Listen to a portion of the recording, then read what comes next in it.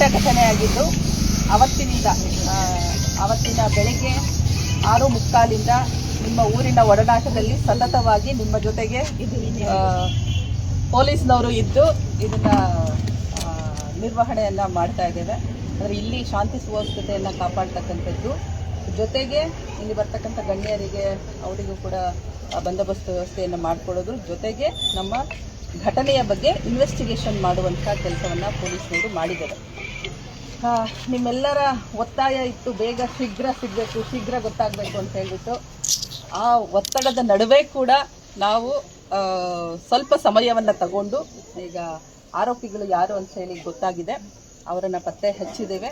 4 ಗಂಟೆಗೆ ಇವತ್ತು ನಾನು ಪ್ರೆಸ್ ಮೀಟನ್ನು ಕರೆದಿದ್ದೇವೆ. ಅದರಲ್ಲಿ ಅದರ ಎಲ್ಲ ವಿವರಗಳನ್ನು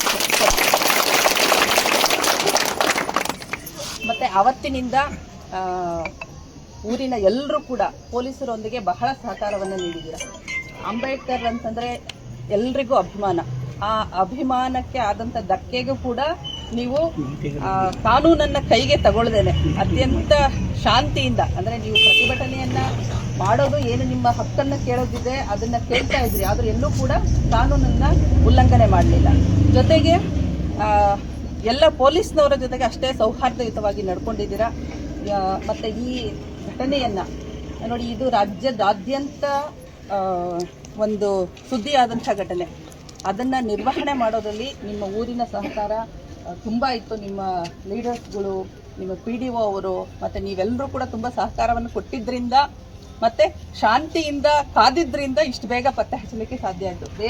ಬೇರೆ ಇನ್ಸಿಡೆಂಟ್ಗಳು ನಿಮಗೆ ಗೊತ್ತಿದೆ, ಮೈಸೂರಲ್ಲೇ 2 ತಿಂಗಳಾಯಿತು ಇಷ್ಟೊಂದು ವಾಜಮಂಗಲದ್ದು.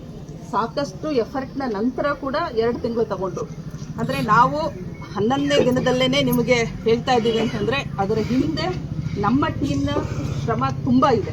ಅದು ಜಸ್ಟ್ ನಿಮಗೆ ಪದಗಳಲ್ಲಿ ಎಕ್ಸ್ಪ್ಲೈನ್ ಮಾಡಲಿಕ್ಕೆ ಆಗೋದಿಲ್ಲ, ಅಷ್ಟು ಕೆಲಸವನ್ನು ಮಾಡಿದ್ದಾರೆ. ಬಟ್ ಆ ರೀತಿ ಮಾಡಿದ್ದರಿಂದನೇ ಇಷ್ಟು ಬೇಗ ನಾವು ಪತ್ತೆ ಹಚ್ಚಲಿಕ್ಕೆ ಸಾಧ್ಯ ಆಯಿತು. ಹಾಗಾಗಿ ಈ ಎಲ್ಲ ನಿಮ್ಮ ಸಹಕಾರಕ್ಕಾಗಿ ನಮ್ಮ ಇಲಾಖೆ ವತಿಯಿಂದ ನಿಮ್ಮೆಲ್ಲರಿಗೂ ಧನ್ಯವಾದಗಳನ್ನು ಹೇಳಲಿಕ್ಕೆ ಬಯಸ್ತೇನೆ. ಹಾಗೆ ಎಲ್ಲರಿಗೂ ಕೂಡ ಧನ್ಯವಾದಗಳನ್ನು ಹೇಳ್ತಾ ನಾನು ಮಾತು ಮುಗಿಸ್ತೇನೆ. ಜೈ ಹಿಂದ್, ಜೈ ಕರ್ನಾಟಕ.